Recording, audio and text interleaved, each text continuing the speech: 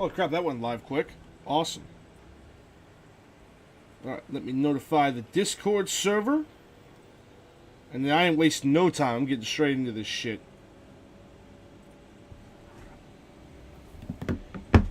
Alright, let's go. I ain't fucking around.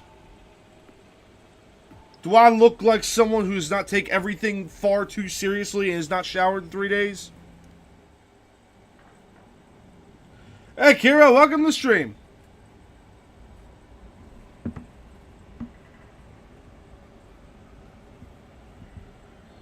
Oh.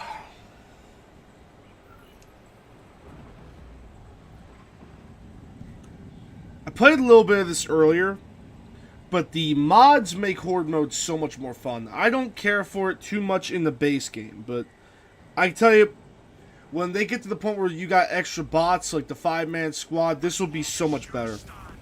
I definitely think this mode is a little too sweaty for my liking. And I'm pretty damn good at this game. But it definitely takes too much. Oh yeah, I forgot I customized my dudes. Check out my Reaver. That's fucking awesome. Base game siege mode is rough. Yeah. It's honestly really disappointing. I was hoping for better, but it just isn't. It's too much. It's too many extremist enemies. It's too much.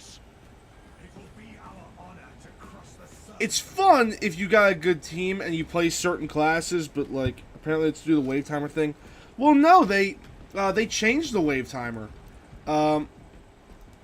They had that whole thing fixed. My problem with this game mode is it would be great if they increased the player count, but for some reason they're adamant on keeping it 3 players.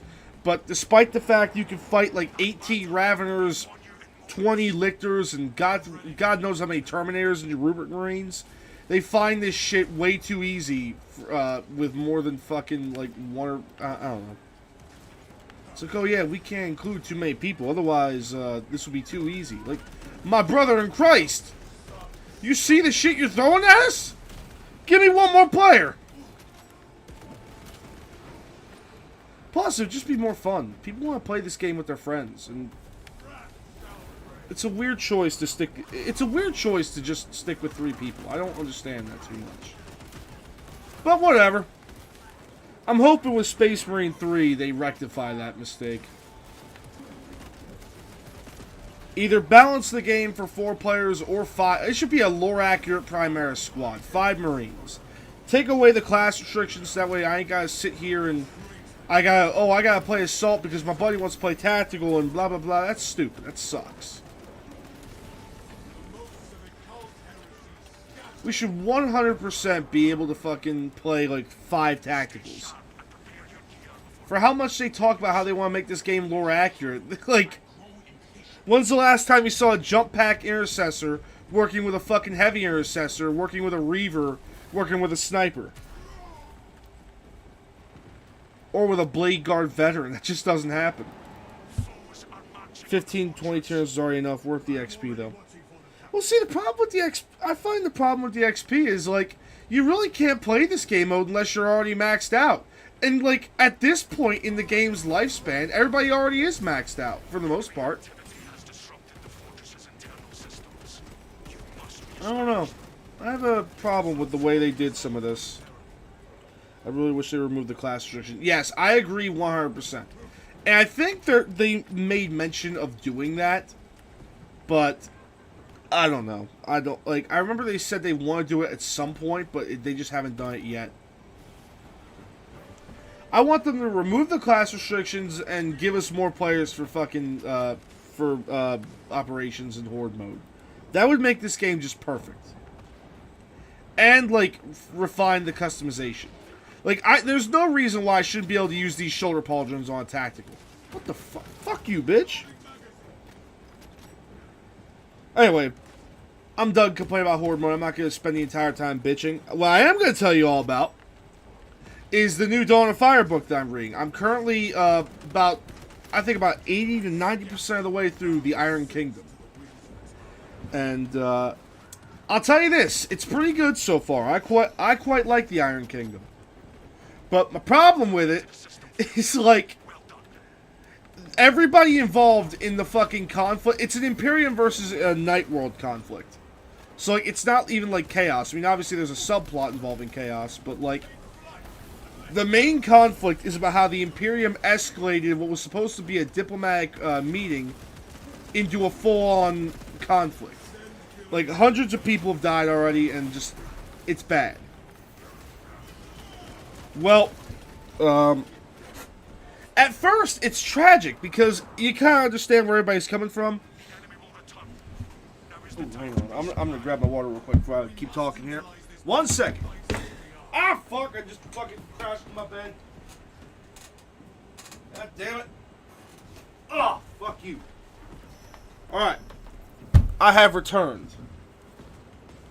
So, the book starts out with, like, it's basically a tragedy, because it's like, oh no, the Imperium and, like, it was just a fucking disaster, because the Imperial General, or the Imperial Admiral is like, no, fuck you, I'll do whatever the hell I want in the name of the Primarch, and we need to get the supplies off this world as fast as possible. And it doesn't matter how we do it. Oh, there we go, that's good shit. Remember to drink water, chat. And the Night World's like, hey man, you're fucking up all our shit. Like, you're literally ravaging our world.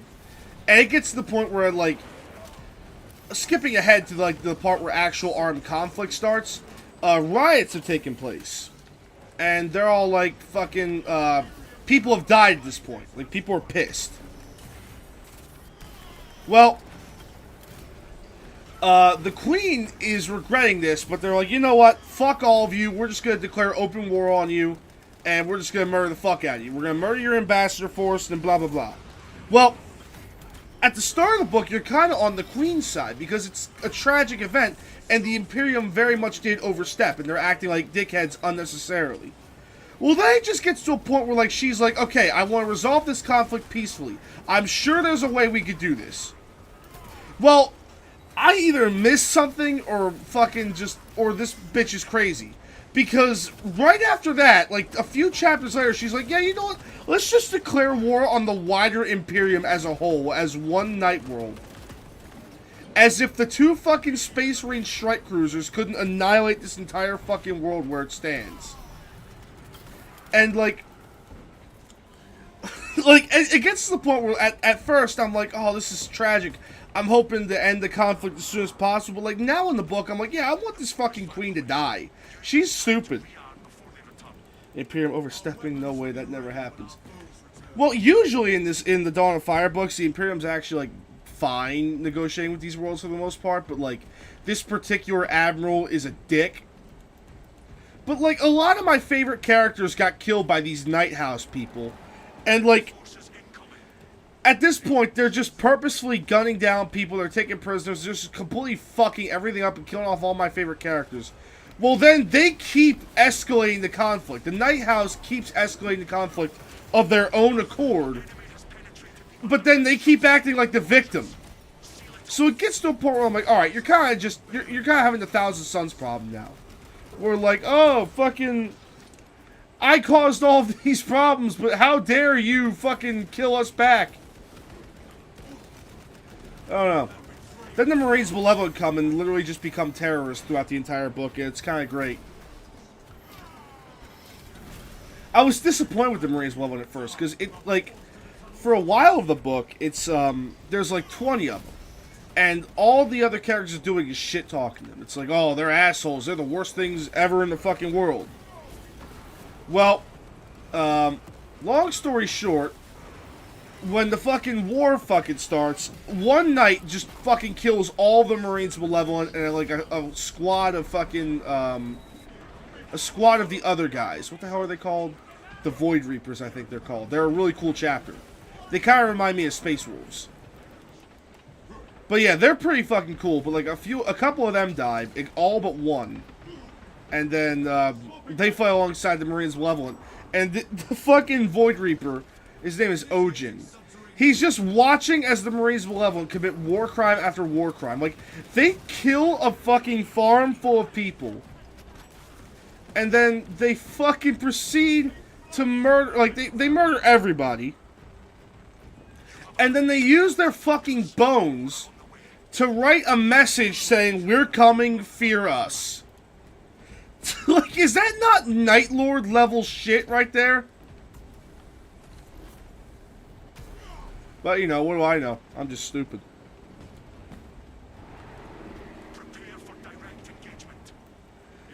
Yeah, people are, this book is nuts. That's definitely Night Lord's level of fuck. So far, I like the Dawn of Fire books. Like, a lot of people seem to not like them. They call them, like, just nothing more than bolter porn and just kind of crappy. The only book I thought was not good so far of Dawn of Fire was, The Wolf Time. I thought that book was crappy, but even then, it wasn't horrible. It just did the Space Wolves dirty. But, like, even then, I wasn't bored while reading it. I had a lot, like, it was a fun book, because I was kind of just reading at that point to be like, okay, how much worse is this going to get? Like, some books are bad to where they're just boring. It's like, okay, I'm kind of tired of listening to this shit.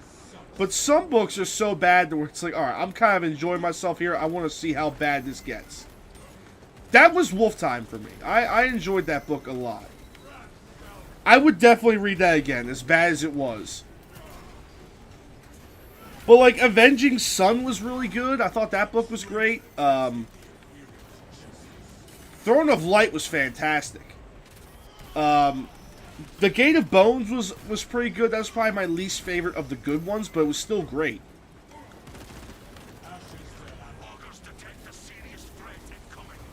What is the serious threat, my boy?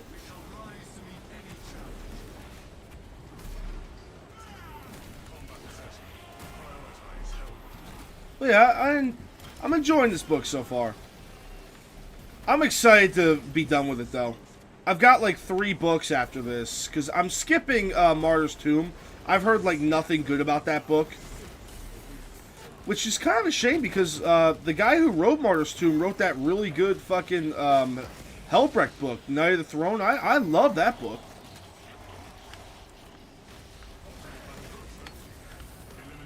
But, yeah, that book seems... Martyr's Tomb, everybody kind of agrees, is the worst one, which is really sad. So I'm probably going to skip Martyr's Tomb. I'm probably going to skip Sea of Souls as well, because even though Chris Wright wrote it, and I mean, Chris Wright, I haven't read anything bad by him. He wrote that fucking Valdor book, which was amazing. Apparently it's not really necessary, and I'm kind of tired of reading Dawn of Fire books. Like, I'm going to read, like, after this, I think I'm going to skip to Hand of Abaddon, and then wait for the Silent King to come out. But, besides that, what the fuck? Why does that fucking heavy bot have a sword? What's wrong with Martyr's Tomb? I don't know, I just haven't heard good things about it. Like, everything I've heard about that book is just like, apparently it has nothing to do with the fucking overall plot. It's boring. It does the Sisters of Battle badly, apparently. I don't know for certain. I might still read it, but, like, the problem is I have, like, 800 fucking books I want to read. And, I'm telling you what the problem is. I'm tired of reading Dawn of Fire books.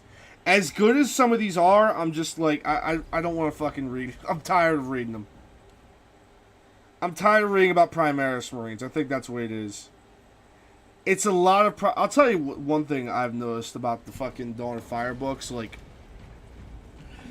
I've read plenty of, like, other books about the fucking,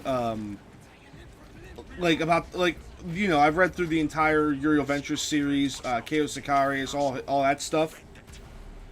And, like, when a Space Marine dies in those books, it's, like, a huge deal.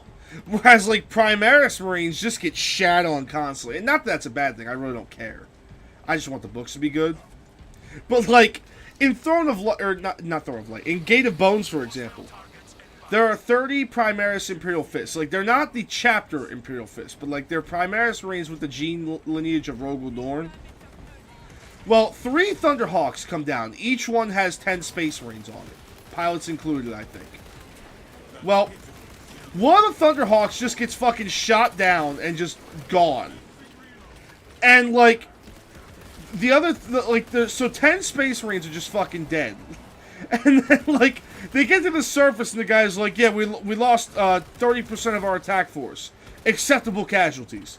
I'm like, dude, I've read books where, like, 30 space, or, where less than 10 Space Marines died, and they're like, this is a devastating loss for our chapter. It's like, holy shit, dude. Like, the best advice I can give you for reading Dawn of Fire books is don't get attached to any Primaris characters. Don't get attached. They fucking all die. For the most part. I think a couple of them make it, but I don't know. Most of the ones where it's like, oh, I like this guy. Oh, he's dead. Like, they die a lot. What's kind of cool, though, is they go into the differences between the Space Marines. Because, like, I think it was Throne of Light. It says specifically that, like, yeah, technically Primaris Marines are superior, but Firstborn Marines are just better in every way because of, like, you know, they've had the centuries of experience. So, like, 4 to 5, or, like, 5 to 10 Firstborn Marines could take a fucking planet. Whereas, like, you'll throw 100 Primaris Marines at a target and they'll all die. And you just gotta send in more. Yes, Kiro. Primaris Marines are basically everything Space Marines are, but better. They're taller, so like a regular Space Marine Firstborn is about 8, fucking stuttering. A Firstborn Marine is about 8 feet tall. Some say like 7.5, some go as low as 7. They're about, but most sources and most books I've read say 8 feet tall. Primaris Marines are upwards of like 9 feet tall, 8.5, 9 feet. So noticeably taller. Not quite as big as a Terminator, but still pretty fucking big. They're stronger, they're faster, they're more durable. Like, it even says in the books, like, some Primaris Marines tank fucking... You fucking bitch! Some Primaris Marines take blows that would kill a fucking normal Marine like 3 times over.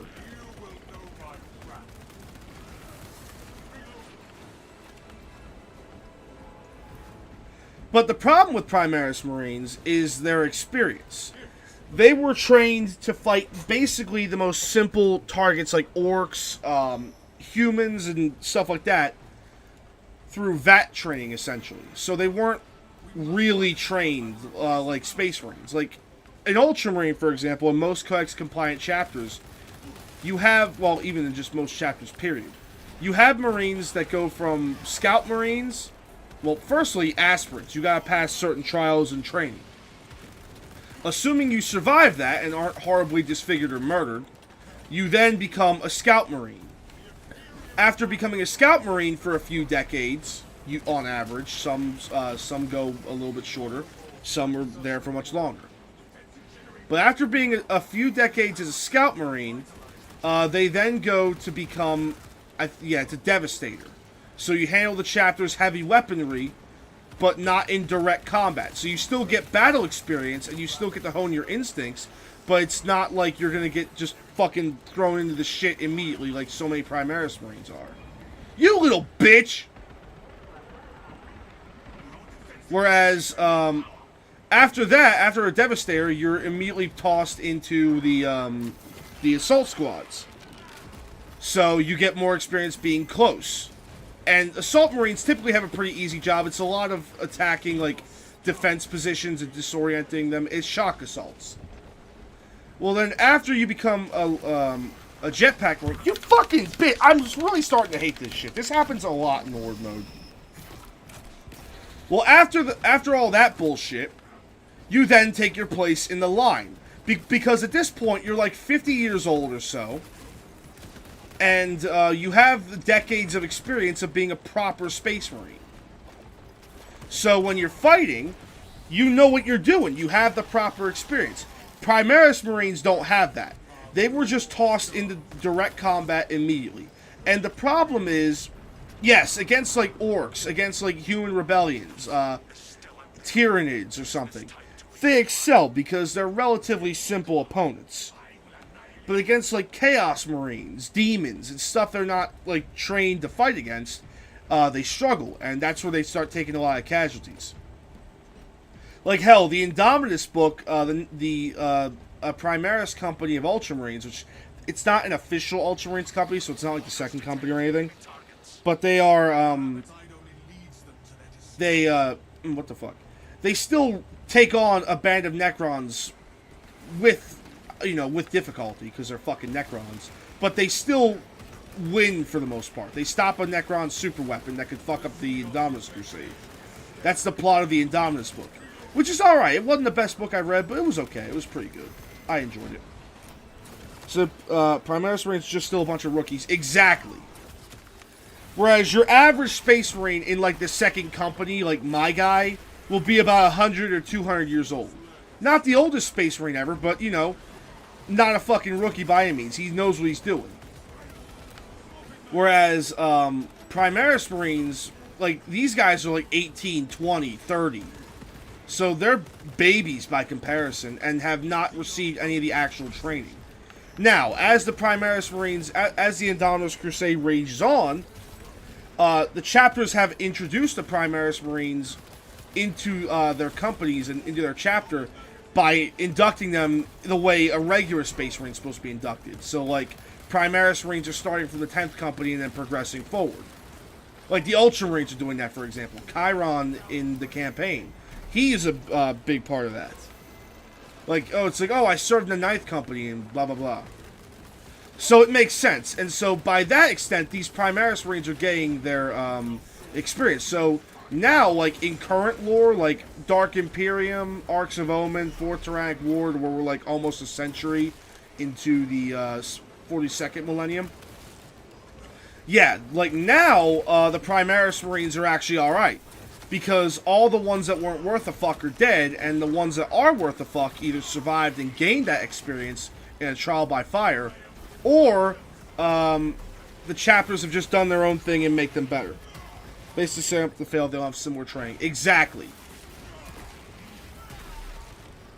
Like, as much as people like to joke about the Codex Astartes, the Codex is exactly fucking right. Like, there's a reason why the Ultramarines are so good. And that's not just me glazing them because they're my favorite chapter. Like, they are objectively right about this. You need... Oh, what the fuck? There will be more foes to vanquish soon. For now, reload. I always remain on alert. What the hell? Is the fucking stream laggy? Hey, if the stream is lagging, let me know in chat. I can restart this shit. Because I just saw it kind of fucking go bad for a second here. Hey, Slave, welcome to the stream. Alright, you know what? 1 second here.